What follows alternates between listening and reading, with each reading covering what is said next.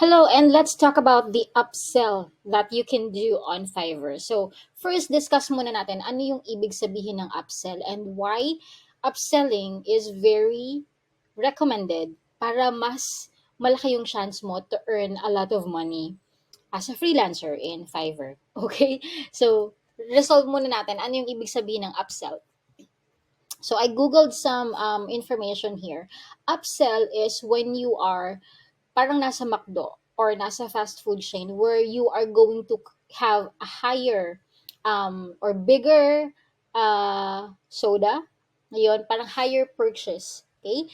Ano yung difference ng upsell and cross-sell? So, magtuturo lang ako ng konting marketing terminologies bago tayo pumunta sa Fiverr.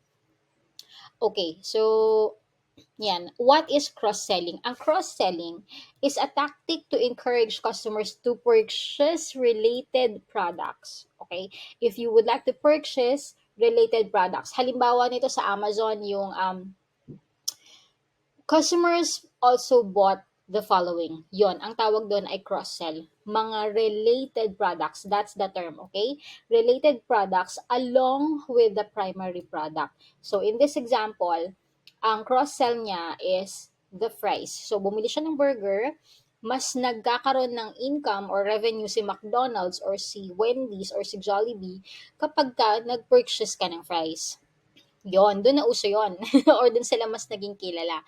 Yun yung cross-sell. You are adding more products to the original purchase that they bought from you. Ang upsell naman, ang definition ng upsell is it's a tactic again to encourage customers to purchase a higher end than the one that they are primarily purchasing.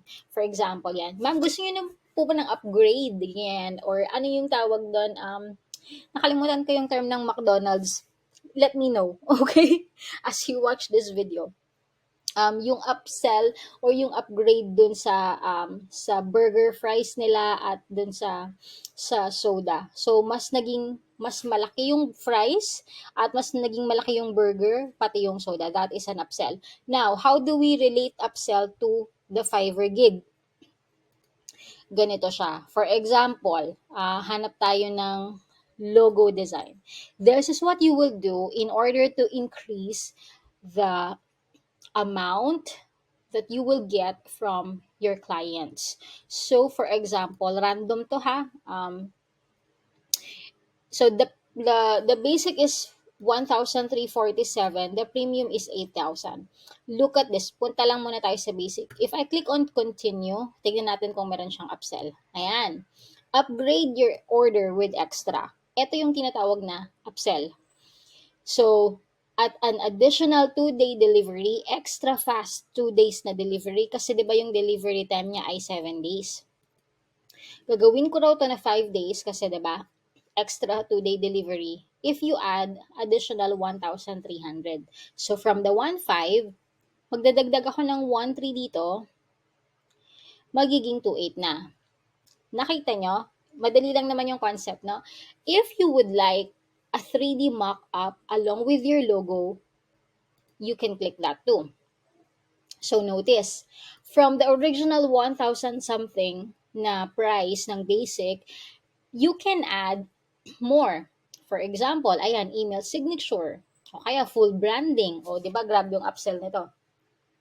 Print ready, o kaya email signature, lahat yan nadadagdag kasi yung basic package lang naman, pag tinanggal natin to, ang basic package niya lang naman is to deliver a minimalist logo design for only 1,500. Pero kung gusto mo na mas malaki yung income mo nga, you can do upsell. Okay? So, hanap ka ng mga relevant na niche at mga freelancers na katulad mo at ano yung mga ina-upsell nila. So, let's say for example sa digital marketing o social media marketing, ano yung mga upsell dito? So, let's see this one. Tingnan natin kung meron siyang upsell. So this person, Instagram growth, okay. Ang promise niya is to increase the followers and engagement for 4,310. Let's click on continue. Tingnan natin kung meron siyang extra. Wala na. Okay. Wala siya. Okay, so cancel. It's not an example that we're looking for. Ito, tingnan natin. Yung isa parang hindi complete, no? Parang hindi pa complete yung ano. Check nga natin ulit. But she's top rated. Look, oh. Meron siyang 1,000. Ayun na yun. Hindi lang nag-load. Akala ko kanina wala yung part na to. Sige, balik natin yung continue. Baka internet ko lang. Wala talaga. Okay. Okay, sure. So, wala. Wala talaga siyang upsell. Tingnan natin to. Ayan, ito meron. So, from 11,000, um, if you would like an extra fast delivery, ito yung popular, guys. Ito yung very common na nakikita ko sa mga freelancer survivor. Yung extra delivery na fast. Parang fast delivery, ganyan. Kumbaga sa shipping, within 24 hours shipping, parang ganun. Ayan. So, if you add 3 more days delivery, charge additional 5,000 to my service, you will get my service for extra 3 days faster. Ganyan. Ayan. So, tingin pa tayo ng iba. This one, si Workaholics 24 hours, started his brand for 2,600. Okay, so wala rin siyang upsell. Okay. So, pag wala kayong ginagawa, check nyo lang yung mga ano. Ako, nagiging pastime ko to. Tinitignan ko yung iba't ibang mga account. Ayan. Alright. So, this one charges 5,100. Kapag engagement, so the person will engage with your followers, mag-add ka ng 1,600. Reporting, magbibigay siya ng report sa'yo with analysis ng lahat ng performance during the period na hawak niya yung campaign is additional 1,000. Ngayon, so tumataas yung value. That is what you call an upsell. Nakukuha? Yan, so you can do that too. So tingin pa tayo, siguro last two na lang. Lipat tayo sa ibang niche after nito. Ayan, so tingnan mo, meron siyang 1 hour engagement. Sabi niya, if you pay me 1,885 extra, I will spend an extra hour engaging with your followers. Mahalaga naman kasi talaga yung engagement sa followers, diba? So, nag-engage. Tingin natin yung video animation. Ito yung naging example natin before. Tignan natin yung package niya. So, ito madali. Yung mga ganitong klase, may madali itong maglagay ng mga upsell kasi yung mga additional design, ganyan, mga mock-up. So, from 19,000, yung service fee na to is service fee kay Fiverr. So, parang extra tax, kumbaga.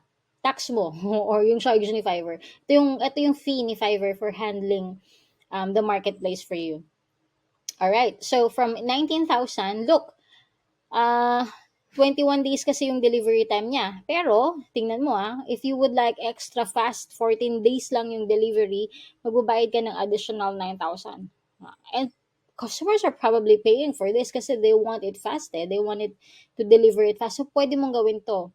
Kung gumagawa ka ng mga animation, additional revision. Look, add an additional revision your seller will provide. Kasi yung iba minsan, one thing that you can do is 1 or 2 revisions. Siyempre, minsan baka hindi naman gusto ni client yung nagawa mo, di ba? Parang change this font, change this color, change this logo design, or yung font size, ganyan. O usog mo dito, tanggalin mo yung ganito, ganyan. So, those are revisions. Isang beses mong gawin yun, pwedeng free. But the other one, pwede siguro, additional 2 revisions, ganyan, for 4,000. Look, ang laki ng increase. Or if you would like additional voiceover, that's another 2,600. So that is called an upsell. So one last na lang. Market research or sige, market research tayo. Ito bago. Ito mga researchers naman. Tingnan natin kung mayroon siyang upsell. Wala. Ito. I'm just clicking random, guys. Nothing fancy. Ayan. So, another extra fast. Ito yung common talaga. Extra fast, 1-day delivery. I'll pay additional 2,600. Parang fast lane, kumbaga. If I click this, so from 5,300, magiging 8,000 yung charge. Alright? So, that's how you do upsell. So, please practice, create your own amazing Fiverr account and gigs, and let me know if you need help. Let me know if you have any questions, and I'll be more than happy to answer. And if we have coaches on standby as well to help you on any question that you have on Fiverr. Okay, so good job guys for taking action, and thank you for making it this far, and I'll see you on the other videos that we have.